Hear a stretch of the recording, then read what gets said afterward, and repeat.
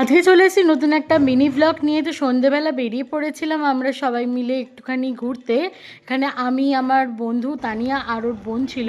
তো আমরা ভাবলাম কোথায় যাব, চলে এসেছিলাম হচ্ছে বিধাননগর মেলায়, যেটা করুণাময়ীতেই হচ্ছিল আর কি, মনে হয় শেষ হয়ে গেছে। এই দেখো মেলায় ঢুকে গেছি বড় গেটটা দিয়ে, ফার্স্ট গেটটা দিয়ে আর কি। আর প্রথমেই দেখতে পাচ্ছ কত রকমের কত স্টল এসছে, শাড়ি থেকে শুরু করে বিভিন্ন ধরনের জিনিসের। এখানে অক্সিডাইজের গয়না ছিল, ব্ল্যাক পলিশ, অক্সিডাইজ। তো খুব সুন্দর ছিল কালেকশানটা, একটু দেখে নিচ্ছিলাম আমরা।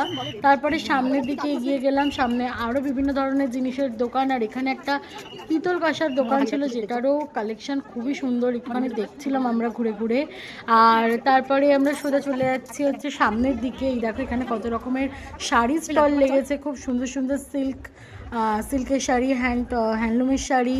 আর এখানে দেখো একটা ল্যাম্পের দোকান, যে দোকানে ভিডিও করা বা ফটো তোলা অ্যালাউ ছিল না। তো ওখান থেকে আমরা চলে গেলাম হচ্ছে এই কাশ্মীরি এই চায়ের দোকানটায়, যেটা হচ্ছে কাওয়া টি বা কেশরিয়া টি এখানে পাওয়া যাচ্ছে। চাটা মোটামুটি ছিল, খুব একটা ভালো বলবো না। এখানে ড্রাই ফ্রুটস, খোয়া ক্ষীর আর একটু রোজ প্যাটেল দিয়ে দিল। এই চাটা নিয়েছিল হচ্ছে 50 রুপিস, মোটামুটি খেতে ছিল। তো আমরা সবাই মিলে একটুখানি একটাই চা নিয়েছিলাম, সবাই মিলেমিশে একটু ট্রাই করে নিচ্ছিলাম। তারপরে পুরো মেলাটা ভালো করে ঘুরে দেখছিলাম। এখানে একটুখানি নাটক হচ্ছিল, ফাংশন হচ্ছিল।